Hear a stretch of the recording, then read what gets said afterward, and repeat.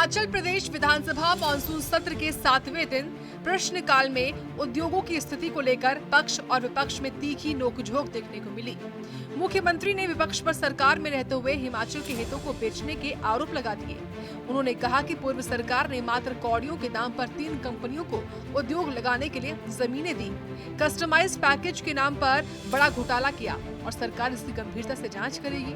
मुख्यमंत्री ने विपक्ष पर पलटवार करते हुए कहा कि विपक्ष कंफ्यूजन और परेशानी की स्थिति में है। कि विपक्ष पूरी तरह से कंफ्यूज्ड है, परेशान है और परेशानी की वजह महज विपक्ष के नेता नहीं है। जो उनके 5 ग्रुप है, 5 गुटों में बटी बीजेपी है, वो सब अपना अपना पक्ष रखना चाहते हैं। इसलिए चाहते हैं कि कहीं उनकी शिकायत जो हमारे यहाँ से गए हैं कहीं दिल्ली में नड्डा जी के पास ना लगा दे। इसलिए वो अपना पक्ष रखते हैं और बड़ी जोर जोर से बोलते हैं। मैं ये कहना चाहूँगा, आज पूर्व उद्योग मंत्री ने एक सवाल पूछा था जिसका उद्योग मंत्री जी ने बड़ा अच्छा जवाब दिया। उसके सप्लीमेंट्री में राम कुमार जी ने एक जवाब दिया। क्योंकि मैं इन सब चीज़ों की इन्वेस्टिगेशन कर रहा था तो मुझे पता था। अब उन्होंने पूछा कि कितने इंडस्ट्री लगे, कितना इंडस्ट्री। 2021 में जो भारतीय जनता पार्टी के समय इंडस्ट्री लगनी शुरू हुई 2021 में, वो मैं आपको बताना चाहता हूँ कि 2021 में इन्होंने SMPP एम्यूनेशन प्राइवेट लिमिटेड, 2021 में तो GST लागू हो चुका था। और GST किसे मिलता है? GST उनको मिलता है जहां कंज्यूमर ज्यादा होते हैं, क्योंकि GST जो है कंज्यूमर बेस्ड है।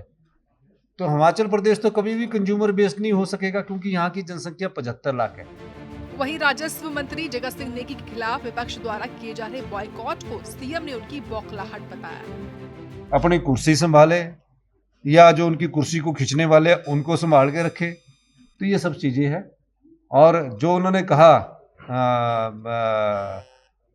जो मेरे मंत्रिमंडल के सदस्य आए उसमें चाहे राजस्व मंत्री जगत नेगी जी, हमारे डिप्टी सभी हमारे सलाहकार हैं, क्योंकि हमारी सलाह सहमति से आगे बढ़ते हैं।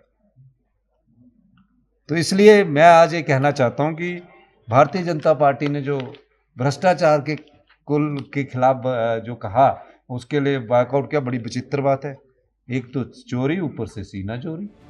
वहीं प्रदेश में भारी बारिश से उपजे हालातों पर मुख्यमंत्री ने कहा कि देर रात से प्रदेश के कई हिस्सों में भारी बारिश हो रही है, जिससे नुकसान हुआ है। कल शाम से बहुत तेज बारिश हो रही है। कुल्लू मनाली में बहुत अधिक नुकसान हुआ है, कांगड़ा जिला में बहुत अधिक नुकसान हो रहा है, ऊना जिला में बहुत अधिक नुकसान हो रहा है। पोंग बैंड जो है हमारा, वो खतरे के निशान से ऊपर बह रहा है, गेट खोल दिए गए हैं। तो हमारी काफ़ी जगह जमीन जायदाद घरों को नुकसान हो रहा है, पर हमने सभी को वहाँ से परिवारों को निकाल दिया। लेकिन उनकी जगह है, उनकी जो फसलें हैं, उनको बहुत नुकसान हो रहा है।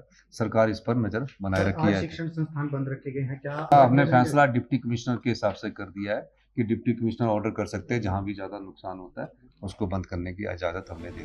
तो वहीं धर्मशाला के विधायक सुधीर शर्मा की ओर से मुख्यमंत्री सुखविंदर सिंह के खिलाफ प्रस्तावित विशेषाधिकार हनन नोटिस स्वीकार नहीं हुआ। विधानसभा अध्यक्ष ने नियमों का हवाला देते हुए इसे अस्वीकार किया।